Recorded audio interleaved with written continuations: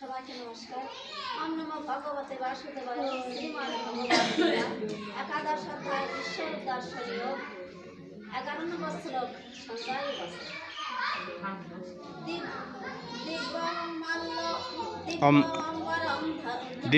অম্বরম ধর দিব্যমাল্য অনুলেপন দিব্যবাদ অনুলেপন সর্ব আশায় আচার্য ময়ম দেবম অনন্ত বিশ্বতমুখম। সঞ্জয় বললেন, সে বিশ্বরূপ দিব্যমালা ও দিব্য বস্ত্রে ভূষিত, দিব্য গন্ধে অনুলিপ্ত, অত্যন্ত আশ্চর্যজনক,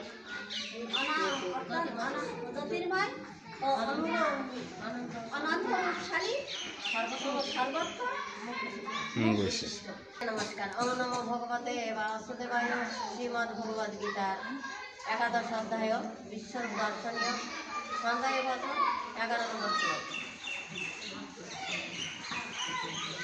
দিব্যমাল্য অম্বরম ধরম দিব্যগন্ধ অনুলেপনম সর্ব আচার্য ময়ম দেবম অনন্তম মুখম।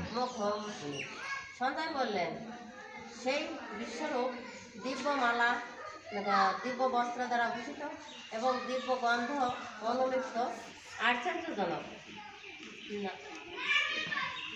সর্বত মুখ বিশিষ্ট আশ্চর্যজনক, জ্যোতির্ময়, অত্যন্ত বিশিষ্ট।